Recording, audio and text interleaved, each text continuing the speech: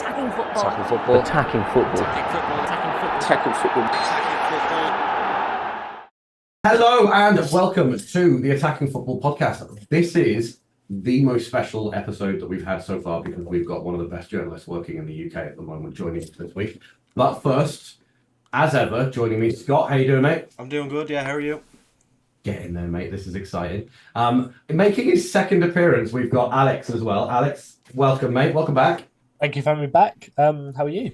Yeah, good, mate. Good. We've got our voice from above, Alfie, as always, our producer in the studio. Alfie, how you doing, mate? How's the game going? Yeah, it's going good. I'm doing very well. I'm just waiting for Ronaldo to score a hat trick, but it's not happening yet. You're going to be waiting a while. Right, the main event, Ben Jacobs. Mate, we are so thrilled to have you. You probably can't tell, but I put aftershave on and everything.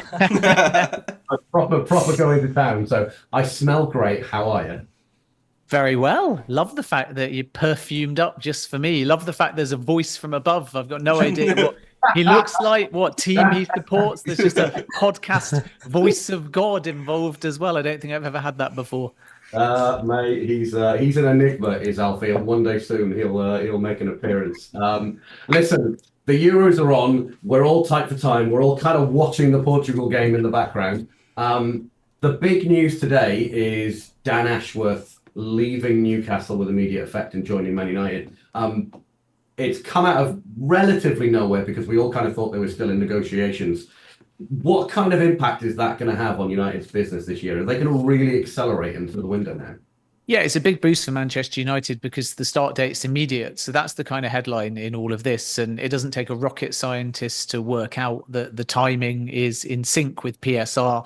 And that means ultimately that Newcastle needed the compensation to be sure of balancing the books, even with the sales of Minter and Anderson. And as a result, Manchester United were able to stick to their guns and take advantage of that and avoid what would have been a lengthy arbitration process as well. So they've got in a sporting director. They've also got Christopher Vivell, who was at Chelsea and has been on gardening leave for a year. So now they're set. Jason Wilcox is there too. And they've had to pay what's understood to be significantly less than 10 million in compensation. As you can imagine, both the clubs are keeping the exact figure a relatively guarded secret. And it also allows Newcastle to move on because they don't want to be appointing a new sporting director and then at the same time paying their old one, because gardening leave doesn't just mean you're at a distance. It means you're still being paid by your former employer, current employer, technically, as long as that gardening leave continues. So this is good news for Manchester United.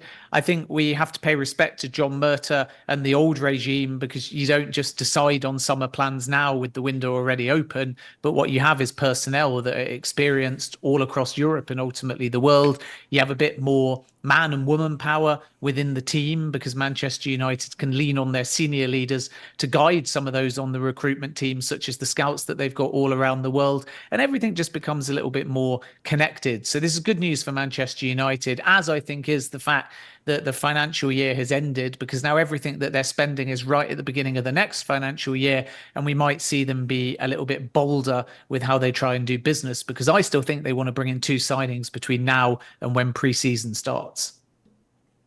Do you think both of those signings that they're going to bring in are centre-backs? Because there is a lot of noise around De Ligt. There's a lot of noise around Branthwaite. Now, you touched briefly on Newcastle's PSR issues there. Everton's have kind of eased as well. I know there was a very big neon flashing sign saying June the 30th hanging over Branthwaite's head. Now that's gone. Man United's kind of negotiating power around June the 30th has dissipated. Is that transfer less likely to come off now?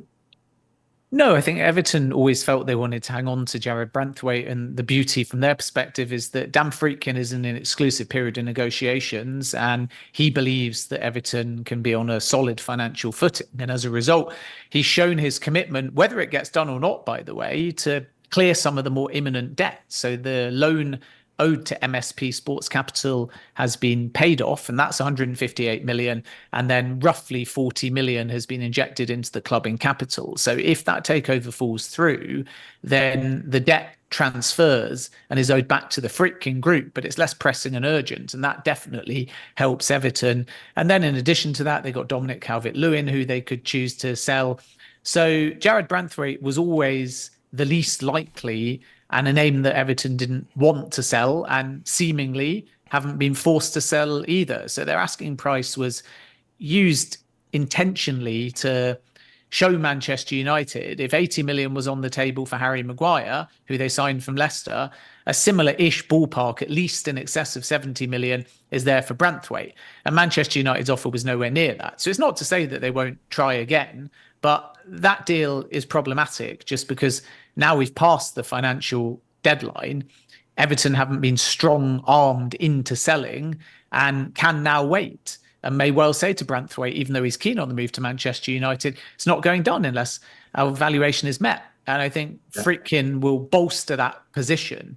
If there was uncertainty over ownership and there was still that MSP Sports Capital loan, maybe if you're Manchester United, you've got an ability to give Everton a take it or leave it offer late on the 30th of June. But now Everton are definitely in a position where they'll feel that they've got the upper hand there. It's not to say it won't happen, it just remains problematic. With De Light, it's a little bit simpler, players open to the move. And it's interesting because there was a point where Manchester United, we know, wanted to try for Jean-Claire Todibo, but the UEFA rules, because they're both in the Europa League, prevent them from doing so. So he was right up there, and they thought that was going to be feasible around 40 million euros. And of course, people hearing that will laugh and say, what do you mean thought? It's Radcliffe negotiating with Ratcliffe. But the reality is it still has to be done at fair market valuation. So you do have to put a realistic price. And if you're Nice, you're not going to want to feel like you're caving to Manchester United. So it's not as routine as people think, just because ultimately two Ratcliffe owned clubs, or one fully Ratcliffe owned club and one control club, are negotiating with each other. There's still elements that make that problematic, but the UEFA rules are standing in the way there. But when that was possibility plus Branthwaite, the De Light deal was kind of off the table. So then Manchester United have seemingly pivoted, replacing Todibo with De Light, moving forwards in a way that didn't seem likely 3 or 4 weeks ago, and Branthwaite is still there. So we might see two defenders come in. But I think more likely is you're going to get De Light progress quicker. Then, of course, they're looking at Manuel Ugarte. And even though we're hearing a lot of stories at the time of recording of progress, the PSG sources that I'm speaking to still refer to a significant gulf in valuation. And they're looking for between 50 and 60 million euros. So that one is not a given, but Manchester United are active on that deal. And then a striker, and Joshua Zirkzee. And we wait and see what his decision is after the Euros, because Milan are still pushing, but there's issues with the agent fees, which are somewhere in the region of 8 million. And Manchester United might be prepared to pay that. Both clubs are prepared to pay the 40 million euros release clause. So it looks like that one's just going to come down to where does the player ultimately want to go, assuming that eventually Milan say, fine, we'll cough up. And if they walk away, then Manchester United might be the leading, if not the singular suitor in that race. So I think a very long answer that could have been given a lot shorter to your question is that it will be one centre-back and then probably a striker if they can get one. We wait and see if Ugarte progresses. But if you ask me at the end of the window if Manchester United will have two centre-backs, I think the answer to that question is yes. Okay. You touched on Ugarte there. Ugarte is represented by Jorge Mendes, right? Mm. Yeah. Is that noise about Ugarte agent-led, or is that coming from PSG? Because from what I understand, PSG aren't necessarily all that open to selling Ugarte. Well, I think noise is difficult to define as a journalist because you've only really got your own sources and reporting that you're never going to share, and everybody else's noise may be reflective, but you never can tell exactly. You get wins sometimes that agents have got agendas, or sellers and buyers want things out there in order to create leverage. But the reality of the situation is that PSG will sell Ugarte. They're not in any rush. Their valuation has to be met. But my strong understanding with PSG, who are looking at midfielders themselves, is that the right offer they will sell Ugarte. So that's not going to be the stumbling block. It's just the fact that at the moment there's quite a high volume of interest. Bayern Munich is still one club to watch. There's interest, I'm told, from Italy as well, plus Manchester United. So PSG will feel that they can get their price for ultimately a player they don't think has depreciated that much in valuation, because he's only been at the club for a year. So he's well protected contractually. But if they're going to use some of this saved Mbappe money to strengthen in all areas, and they do bring in a box office midfielder in his position, then it calls into question his future. And that's why they may wish to cash out. So when you get this kind of situation, you have to play a bit of chicken and egg. And I think the most common question I always get asked as a reporter in this domain is, where's the update? How's it gone quiet for 24 hours? Why have we heard nothing in 48 hours? And as a buyer, you can't just push. You need a tactic. And your tactic might be like with Dan Ashworth. We're going to wait right until the PSR deadline, and then we're going to give a take it or leave it offer. And if they really need that money, they'll accept it. And it's the same in this kind of situation, that earlier in the window, the seller's often in a stronger position because they got loads of time, they got loads of offers. A lot of players are currently busy during the Euros. So you knock on someone's door, and effectively most sellers, as simple as it sounds, will say, we'll wait and see. We'll use this to invite other people if we want to sell the player, or we'll just name you an astronomical price to see how close you get to it, and then we'll wait and see if anything develops. Or maybe they won't even engage in negotiation and they'll make you go down the player route, or it'll all be done via intermediaries because there's not the urgency. So you always have to have a tactic, and that's not just push. So sometimes when it goes quiet, it's a tactic. Maybe Manchester United say, you know what, we're going to look at other targets. We're going to let it be known that we're looking at other targets. And this kind of happened with Mason Mount, although they got him and it backfired anyway, the tactic. But you may remember there was a bid, there was no agreement on fee, and then Manchester United sources said, we're walking away. We're making a bid for other players in that position tomorrow. Chelsea's sources said, no way, they've got a meeting next week, they'll be back, we'll reach a compromise. And then 3 days later, it turned out United hadn't walked away and a deal was agreed for 55 million. So it ended well for Manchester United. But it just shows you that sometimes buyer and seller like to put out narratives. Sometimes you delay. So it doesn't all have to happen in some linear day-by-day update. And just because you don't hear progress, it doesn't mean there's an impasse. It can be part of the tactic. And I think this is what we're going to find with Ugarte, that unless someone now puts 50 or 60 million euros on the table, or unless there's a bidding war because two suitors enter the race formally, it's going to hit a little bit of a lull. And then ultimately when pre-season starts and maybe the player wants to know if he's staying or going, that's when it will pick up again. So I think if Manchester United do progress on Ugarte, we might have to wait a couple of weeks before it really escalates. Yeah. Okay. I think that's probably quite fair. One last question from me on Manchester United before these boys take over with some other targets. You touched there on, as a journalist, you kind of muddy the waters between what's agent driven, what's coming from the club, and so on and so forth. Since Sir Jim Ratcliffe came and took over sporting control of Manchester United, we're finding, especially attacking football, we have our own sources as well. We're finding that these kind of sources are sort of drying up, that Ineos have come in and started plugging up some of the holes and some of the leaks that were quite abundant under the Glazers. Are you finding that as well as you're trying to find your information on what's going on around the club? Well, again, as a journalist, we don't really allude to where the information comes from. If it's leaky, if it's dry, that's not the kind of protocol. So sources are private and you're never going to reveal where they come from or how you get them. But what I would say is that with any club, whenever new appointments are made, you have to constantly relationship build. So it's not about having or not having sources in journalism. It's about maintaining constant relationships. And sometimes somebody that you know will enter the club. You know, imagine if you're a Newcastle or Northeast journalist that also covers a bit of Manchester United, then you may have a stronger relationship with those close to Dan Ashworth or Dan Ashworth himself. And you may feel that you're in quite a strong position overnight, and vice versa. Someone you know really well might retire from a club, and then you ultimately have to work hard if you don't know the replacement or people around them to build up those sources. And this is just journalism, and it's not a case of a new regime changing anything.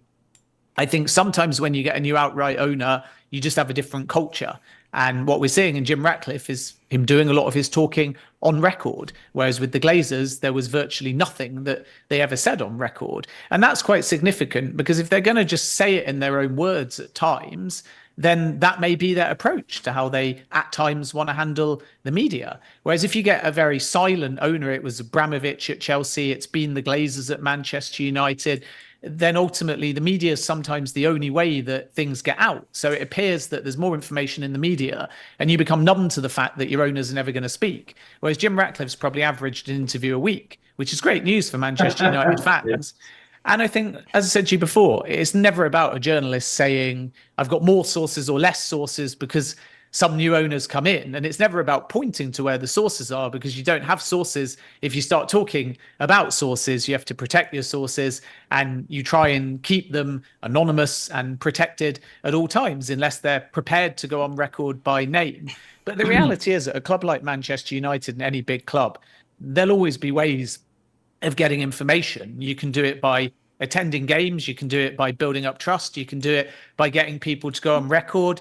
You can do it through due diligence. You can do it by coming with information that you've got from the other side. It's very easy to start getting things stood up when you've already found information, because clubs feel a responsibility to be accurate and fair. So if you knock on Manchester United's door, hypothetically, and say, is this happening? And you've got nothing, then they got no reason to necessarily engage with you, unless, of course, you've built that relationship. But similarly, if you've got something that requires a response and it's fair and it's accurate and they understand you've got due process, then armed with that information, you're likely to get more. But at all times, you have to understand the stories we get as journalists come from all sides. There's scrutiny on all sources. So just because someone in the Manchester United camp says one thing, you have to go to the other side. And Ugarte is a good example of that. Again, I can't name the sources, but you may note in my reporting, I've said two things. One, Manchester United say they're in discussions with Ugarte,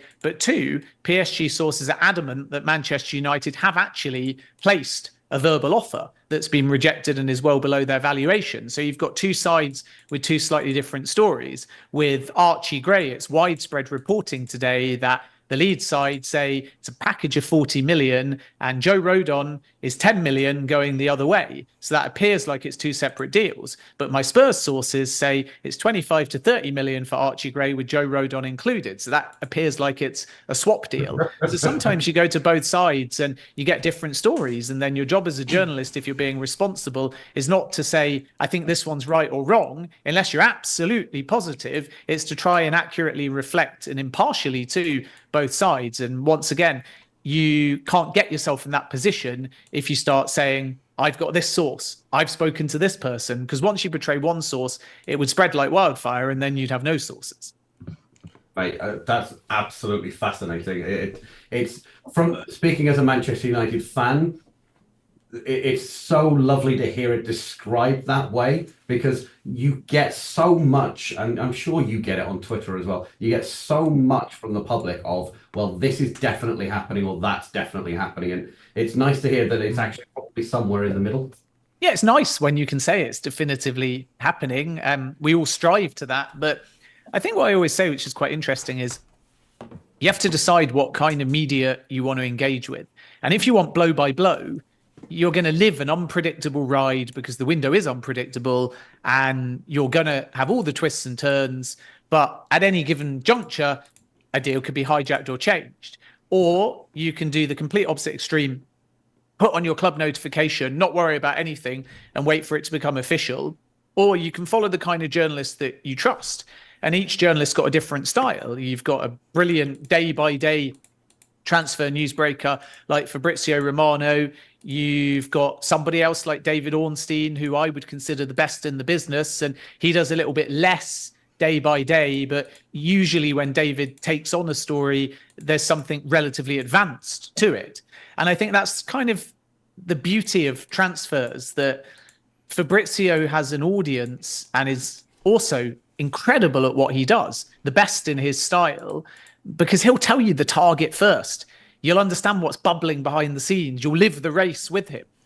Whereas obviously with David, he won't necessarily go, 3 clubs are interested in this player. They've all started exploratory talks. It's a race. And then the next day tell you this club's ahead. And then the day after tell you there's another bid that's come in. And neither of those styles are right or wrong or better or worse. It's just one's giving you the roller coaster and still the final destination of your player, and the other maybe is a bit less frequent, but a bit more advanced when you get that news. And many of us are kind of in between. Some people like me like to go in depth at times, like to give you the insight and the context behind it, and also quite a lot on things like social media. And part of that for me is because I'm a broadcaster. So if I'm on air for TalkSport, for example, it's not heard by the world. So then I use my own feeds to amplify that. So I'm reaching both a UK audience and a global audience. There's other great journos out there. Nizar Kinsella, one of the best writers and excellent for clubs in London and England news as well. So everyone has their different style, and it's not about emulating others, and we all respect each other. And very often we try and collaborate as well. So we don't see each other as rivals, even though people would think that. You're often talking to other journalists as well and trying to work together, even if we're at rival outlets, because it's just sensible to have a big network globally of sources, anything from players, agents, owners, executives, scouts, all the way through to other journalists. And then as you collate that information, you get a true picture. And the balance is always, you want to be right and you want to be first. And being right is more important than being first. But if you can be right and first, then it's a win-win. But to be first, you have to be quick. And you mustn't forego your process trying to be too quick, because if you cut corners, you'll end up being wrong more than you're right. Yeah, we kind of already slightly touched on Newcastle with Dan Ashworth. I want to just ask you about Anthony Gordon. There's kind of been a lot of news recently over the past few days. Is there a chance that Liverpool go back in?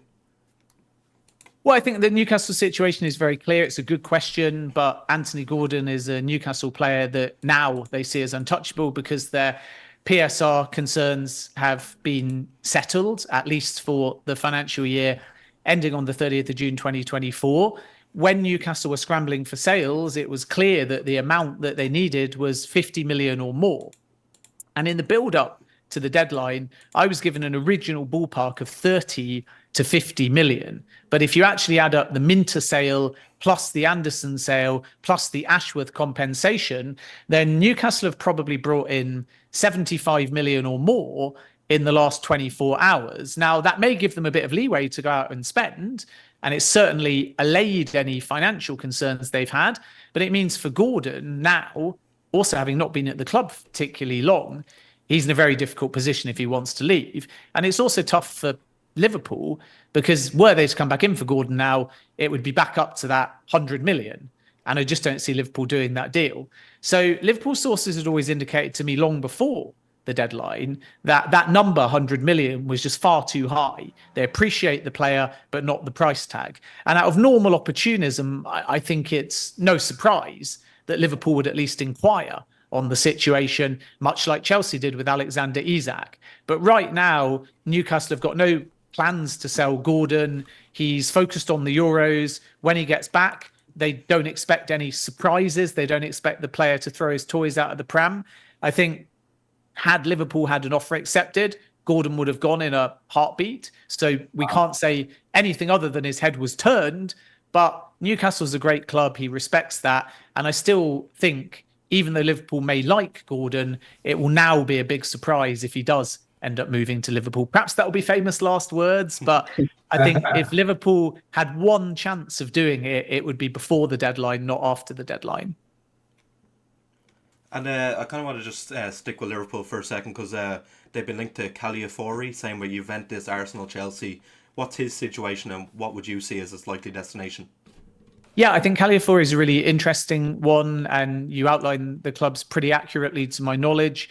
I think that left-sided centre-back defender is exactly what these kind of clubs are looking for. And we know that Liverpool like Levi Colwill as well, a left-sided centre-back that can also play left-back. And we know that Arsenal looked at Yoel Hato, a left-sided centre-back that can also play left-back. So we're seeing a pattern here where a lot of clubs are looking at that young, versatile, left-sided defender, and Calafiori ticks that box. I think right now, Juventus feel they're in the box seat with the player, but they have to find the finances to get the deal over the line. And we see this with lots of transfers. Barcelona and Nico Williams is another good example. The player likes Barca, Barca like the player, but it's a near impossible deal for them to pull off financially, and Juventus's financial situation is by no means perfect at the moment. So that might open the door to a Premier League club. Chelsea are still looking and one to watch. And as you say, Arsenal and Liverpool too. With Liverpool, their main priority in terms of defenders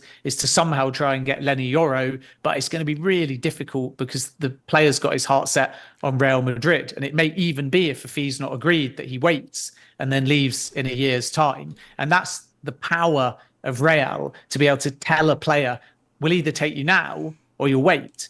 And both Real and player are happy to do that. But nonetheless, Yoro is seen as generational talent. And I don't say that lightly. There's only a few really when we're talking about this window. And I think Lenny Yoro is one. Another one is Esteval Willian, who is going to be joining Chelsea in 2025. And personally, even though some may raise their eyebrows, I think Archie Gray is going to fall into that category as well. So Liverpool will sign a centre-back for sure in this window. They're calm about the situation. They don't rush. They don't worry about noise or what other clubs are doing. I'm sure Liverpool fans at the moment are saying, why are Chelsea nuts? How are Spurs getting Gray?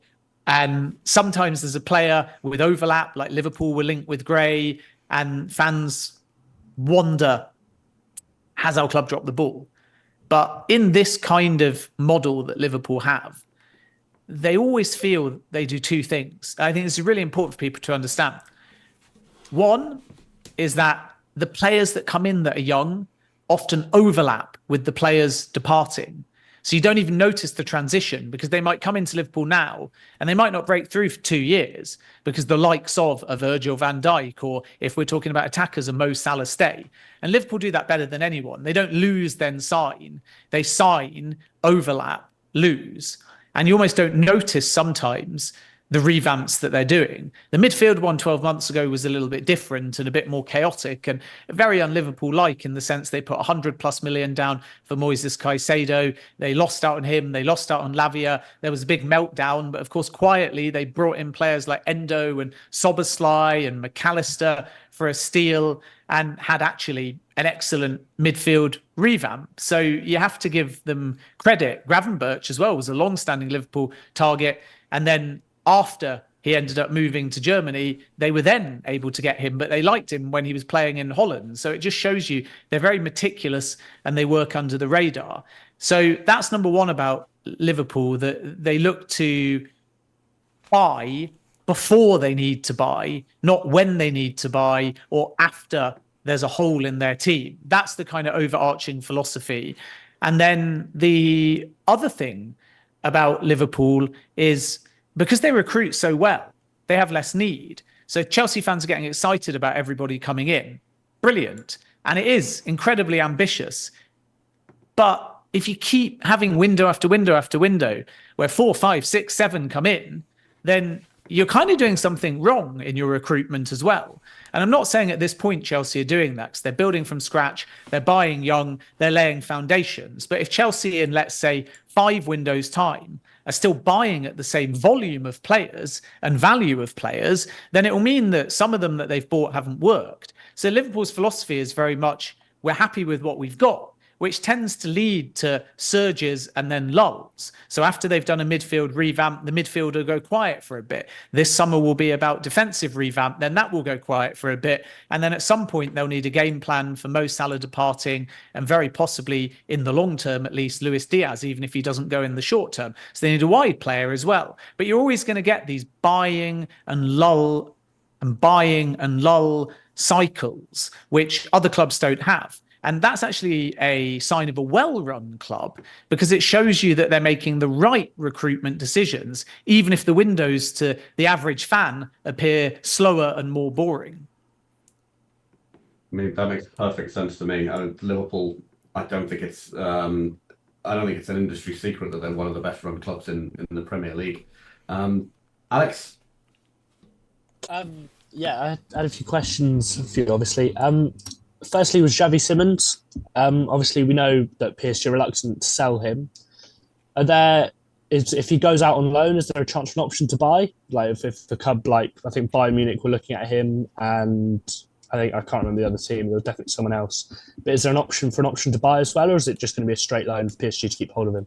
Yeah, this was an exclusive that I did a few months ago saying that Xavi Simons wouldn't be sold by PSG this summer, and it's now relatively backed up by others that I respect. And the reason why PSG don't want to sell is not just because they know that Xavi Simons is talented and could have an impact at PSG, but it's also because if they sell now, it benefits PSV, not PSG, because of the terms of the original deal.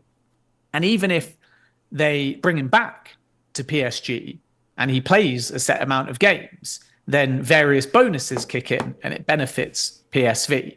So PSG are looking for a scenario where they work with Xavi Simons with a pathway and loan him until at least January 2025, or alternatively, they choose to go their separate ways, and Luis Enrique and Luis Campos will have a say on that. And they may need a little bit more time to make that final decision.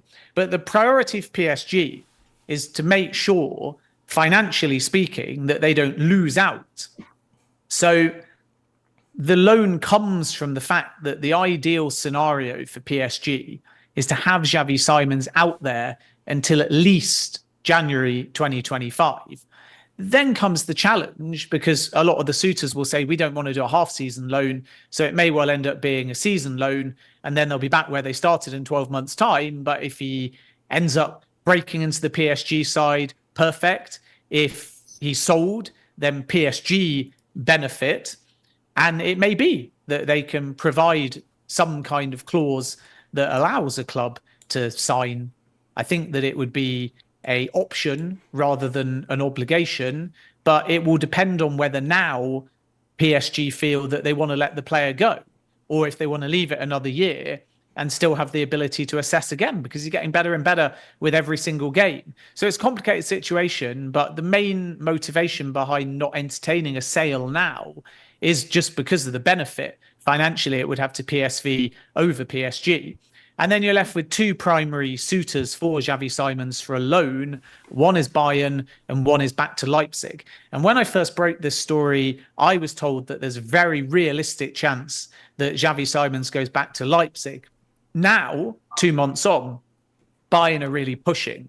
And I would say at the time we're recording this, it's 50-50 between both clubs. And like Xerxes, it's just one of those stories that you have to wait for, because the player's focused on the Euros. He's not going to make his mind up at this point, and PSG are not in a rush because they know he's likely to be loaned somewhere. So it's just a case of getting the player feedback before that final decision is taken. But this is why PSG are not entertaining a sale. We hear some reports of Premier League clubs, but the Premier League clubs I'm aware of that have looked at Xavi Simons would really want some kind of permanence to the deal. And I think at this stage, PSG might not provide it. So I feel like it's going to be a straight shootout between him either being loaned to Bayern or going back on loan to Leipzig. That's great, thanks. So you also brought, I saw earlier, you had something about Alvaro Morata and I can't remember the Saudi Arabia club. What's happening in the Saudi market? Because at the moment we're not seeing the amount of money that was put in last summer. Last summer there was like a massive surge of cash being put in from the public investment fund, and we're not seeing as much now. Are they slowly slowing off, or are they just waiting a bit and waiting to see who goes where? Well, I think the big thing about Saudi Arabia is that when they did phase one of their project, it was a blank slate. And many of the clubs in Saudi had 8 empty quotas, or close to 8, that they could fill with foreigners.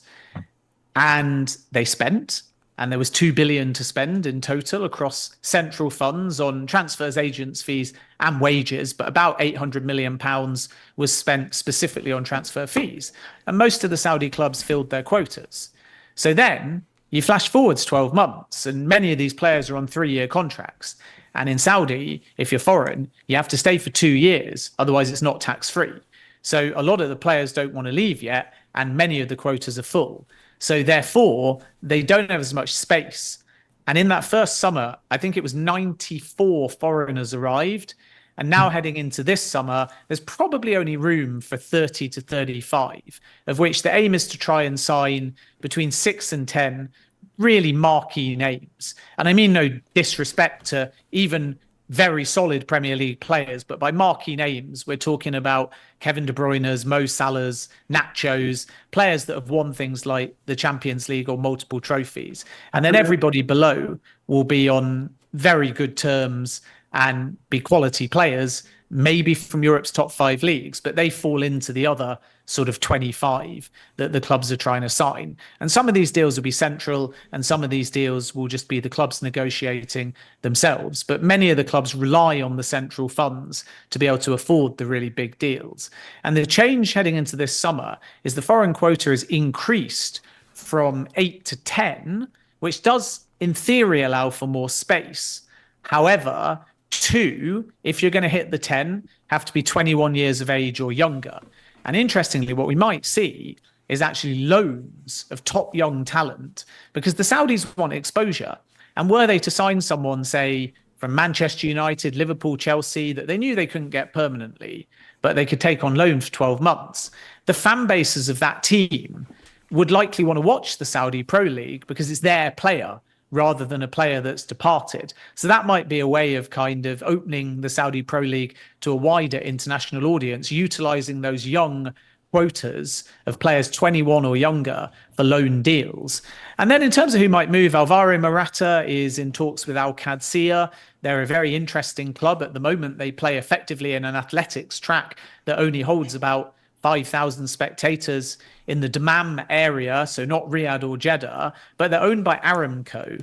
And Aramco are a massive player. Their chairman is Yasser Al-Rumayyan, who's also the chairman of PIF and the chairman of Newcastle. So it just shows you that eventually it feeds back up to the same people.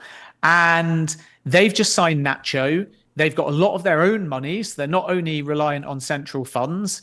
And in a few years' time, probably closer to 2030, 4 years out from the World Cup, they'll have a big new stadium and they'll start to be a major player within Saudi Arabian, MENA and Asian football, because remember, the Saudi sides play in the Asian Champions League, with Al Hilal being the most notable club in Saudi Arabia.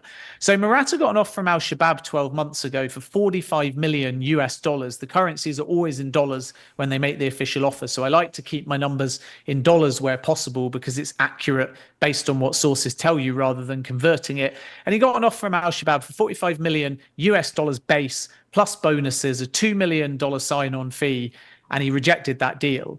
And then 12 months later, Qadsiya have come with a similar package. And now we have to wait and see whether a deal gets done. They'd have to agree a fee with Atletico Madrid as well, of at least 10 million quid, I would have thought. So there's a big outlay there. And we wait and see what develops in the next 48 hours. But Morata's certainly not said no at the time of recording. Then you've got Casemiro. An offer may come in for him from one of the PIF clubs. Rafa Varane is negotiating with Como at the moment, where Cesc Fabregas is. But there's been regular Saudi interest in him for the last 6 months. So if that one falls through, I would expect the Saudis to pounce. I think Mo Salah will stay until 2025. Kevin De Bruyne has said today that he anticipates he'll stay at Manchester City. So we wait and see whether an offer arrives to try and change his mind. And then there'll be that tier below these names, like I said before. And I mean this is no disrespect. I just mean they've not won Premier Leagues or Champions Leagues. Your Miguel Almirons, your Callum Wilsons, there's interest in both of them. Alexander Lacazette is expected to stay rather than go to Saudi Arabia. Aubameyang at Marseille could be one to watch as well. Al Qadsiya and Al Shabab have looked at him too. So if Qadsiya don't get Morata, they might re-enter the race for Aubameyang. But at the moment, it's Shabab that are working on that deal. And then you've got Steven Gerrard's Al Ittifaq. And it's interesting because they've just appointed Liverpool's goalkeeping coach. And people are speculating, therefore, that Alisson Becker might go to Saudi. My understanding is a bit different. I think Liverpool want to keep Becker. And if he was to go to Saudi, I don't actually think that Ittifaq can afford him. I think it will be one of the PIF clubs. But we might see Ederson at Manchester City be the goalkeeper that ends up moving. And Al Nassr are trying to get Wozek Szczesny over the line from Juventus. They haven't yet, so they could be a contender. And I think Al Ittihad are another one to watch. They're the club at the time of recording that are looking to replace their manager Marcelo Gallardo, Marco Silva at Fulham, and Pioli, who's just, of course, left Milan. Two candidates under consideration. And the sporting director there is Ramon Planes, who used to be at Spurs and is very close friends with Maurizio Pochettino. Pochettino hasn't indicated that he would like to go to Saudi at this point. I think if he did, then Al Ittihad would add him to their list, but there's no approach at this stage. And maybe he's waiting to see what happens in England, or even potentially with an international job. I would have thought that he'll be in the frame along with somebody like Graham Potter for the England job, and Thomas Tuchel, of course, if that emerges after Euro 2024. I think there'd already be an England vacancy had Jude Bellingham scored that iconic overhead kick. But we go on with Southgate and we still stand a chance. So that's the sort of overview anyway of Saudi Arabia. There's a lot of movement behind the scenes. There's a lot of ambition. There's a lot of money. The funds in Saudi as well are seasonal. So every single season, there's roughly 2 billion made available for transfers, agent fees, and wages, which I know is a crazy amount. Now, you got to understand that if you discount the transfer fee part, which last summer was 700 or 800 million, you have to kind of match that in things like agent fees and wages. So just because people say 2 billion, it doesn't mean they're going to spend 2 billion specifically on transfer fees. And when you divide that by all the clubs and you think what they pay in the wages, as dumb as it may sound, it doesn't go as far as you might think, even though it's an astronomical amount of money. But once that money's over, then that's that for the season. So what the clubs did last year was they spent effectively their pocket money in summer, got to January, and had no money or quota space left.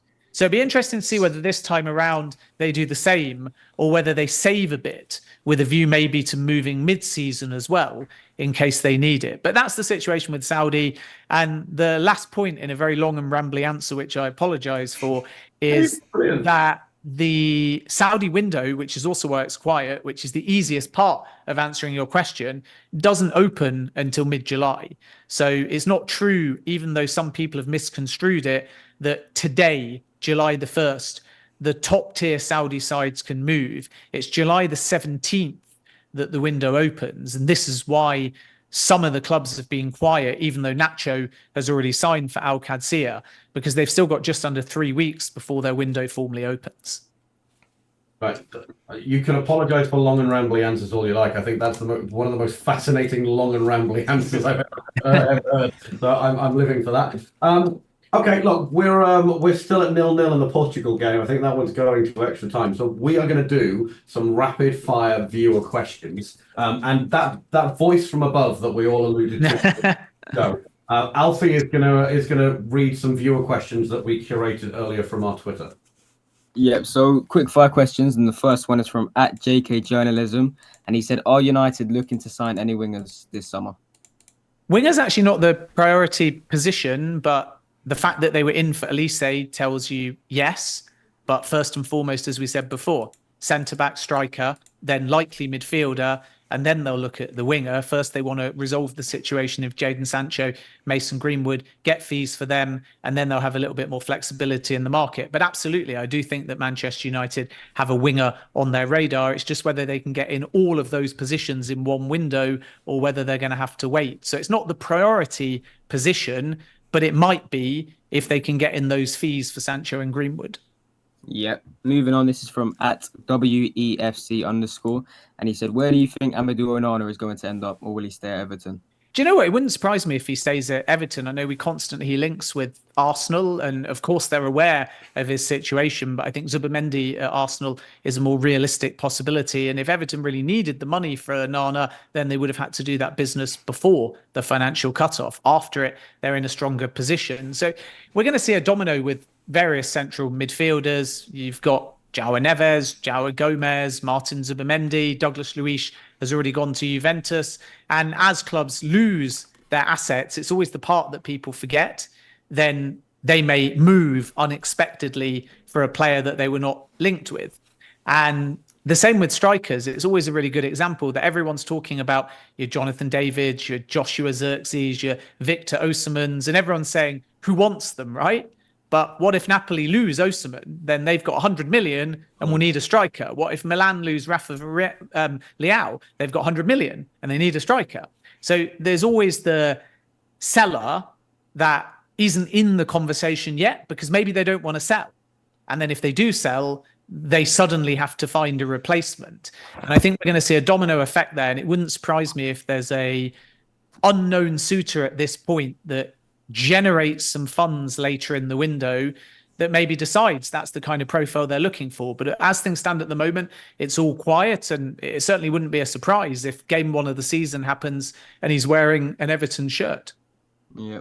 Next one, this is from @OddsOnFPL, and he said, will Marcus Rashford leave Man United this summer? And has he come up in discussions while the club have been speaking to PSG about Ugarte? Yeah, he's come up in discussions, but to no serious degree. So PSG sources downplay there's anything advancing with Marcus Rashford at this stage. And that won't change unless Rashford explicitly and directly tells PSG that he wants the move. And this is because PSG held a conversation with the Rashford camp shortly before he signed a new deal at Manchester United. And they felt that they were being used for leverage in order to get that deal at Old Trafford over the line. And as a result, they don't want any games. So Rashford at the moment hasn't told PSG, come and get me, and PSG won't move unless that is what either they're informed or ultimately Manchester United say they're looking to offload the player. And neither of those two things have happened. So Rashford is just focused on Manchester United, using the fact that he's not at the Euros to get fit, find his form. And, luckily for him, the first season under Ten Hag, he was outstanding. I think it was 30 goals in all competitions. We know the manager and the system isn't the problem. Rashford was just a shadow of himself last campaign. So his main focus shouldn't be on moving, especially not to a place with a different language in the dressing room, slightly different culture. I know it might not seem like a big move going over to France, but he would still have to adapt. And it'd be very difficult, I think, for him to hit the ground running, especially at a big club like PSG with lots of competition and egos in the dressing room. Maybe less so because the Galacticos era is over there and Mbappe's gone, but still not an easy club just to walk straight into, especially if you're out of form. So I think from Rashford's point of view, there's nothing moving with PSG yet, but he has been mentioned in conversations, which is normal. But just because you're spoken about, same when you're scouted, it doesn't necessarily mean that things are moving in a direction of actually the deal advancing. So we can't categorically rule PSG out in the race for Rashford, but at the moment it's not kind of something active on their radar. Yep. Second last one. This is from @EwanDoherty98, and he said, how likely is Casemiro to Saudi? I think pretty likely they'll make an offer. A lot's just going to depend on Casemiro. The Saudis are waiting to hear whether the player wants to leave. He's well contracted at Manchester United, and Casemiro may have a slightly different perception of one more season at Manchester United, if not two, should others be fit. And a lot of the form of Casemiro, I think, was impacted by those around him, and then towards the latter end of the season, him playing out of position. So it does look like he's kind of past his time at Manchester United, but you just can't tell if he's supported by energy and pace and dynamism and fit players and plays in his best position. Then we've got the proof from his entire career that class aspect and the technique is permanent. And he's always been that kind of player that if he's given time on the ball with runners around him, can do a brilliant job. So that's kind of Ten Hag to decide when he's viewing Casemiro against a fit squad that's deeper. But from Ratcliffe's point of view and Ineos, they are happy to consider offers. And that's not quite saying transfer listed, but it's benefit for Manchester United to get Casemiro off the wage bill. That's number one. And then because he's well contracted, they'll get a fee as well. So I'm told that the Saudis spoke to John Murtough in January after the Club World Cup. And it was made clear to the Saudis at that point, to central deal makers, that Casemiro would be available at the right price.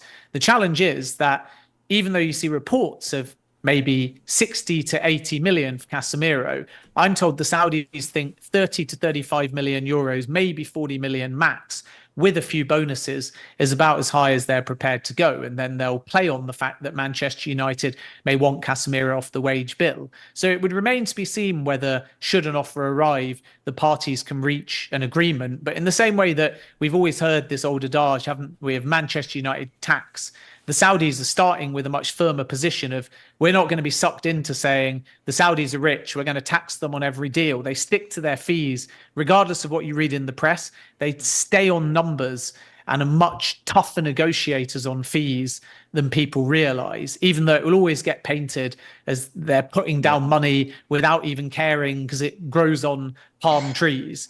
So I think it will move. And I think that there's two clubs in particular, Cristiano Ronaldo's Al Nassr and the new Saudi champions Al Hilal, who are arguably the biggest club in Saudi Arabia, if not Asia. And, you know, when we say Asia, we're kind of talking about North Africa as well. So we should pay respect to Al Ahly of Egypt and the like. But Al Hilal and Al Nassr are the two Riyadh clubs. And I think if Casemiro was to go, he would end up at one of those two. And once again, I come back to what I said before, 17th of July. So this isn't something that's gone quiet just because Casemiro is focused on other things or doesn't want to go. It's gone quiet because the Saudis can take a bit more time, and everything they're doing now is just prep. So those of you that know the region will understand we've had Eid and everything shuts during Eid. And in the last week or so, each club and the central Saudi deal makers have set up base in Europe.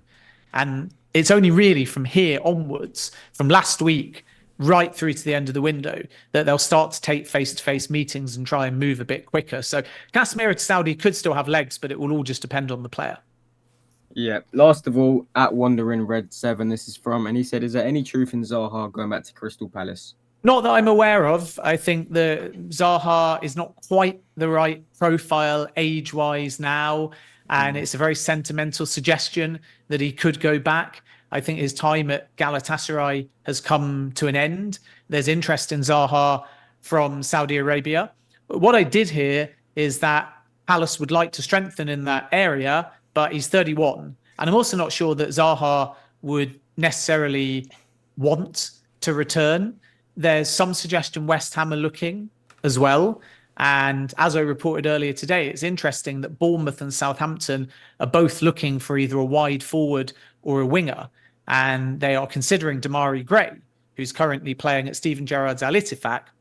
No offer's been placed yet, but there's a merry-go-round like we were speaking about before here, because the other club that like Damari Gray is Galatasaray. So if Galatasaray got Damari Gray, then maybe Zaha goes, and maybe one of the Premier League clubs that were looking at Damari Gray decide to take a bit of a gamble on Wilfried Zaha. But I think the difference between Gray and Zaha is that Zaha's 31 and will turn 32 in November, I believe, whereas Damari Gray is only 28.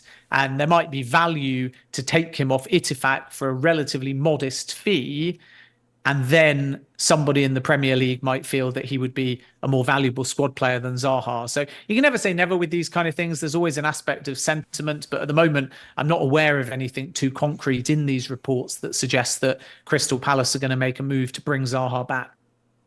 I think you've just made the very young man's day there, because young Alex is our token Southampton fan. I think he's wearing a Southampton kit now, and his eyes lit up as soon as you said that there might be a chance of Zaha to Southampton. That was quite fun. Yeah, I wouldn't say it that strongly. I think it's more just in the case of if they don't get Gray, they're going to have to look at other options. And I think Zaha will be one that's available in the market. What I would say on the Southampton front is that they are in for a busy few weeks, in my opinion.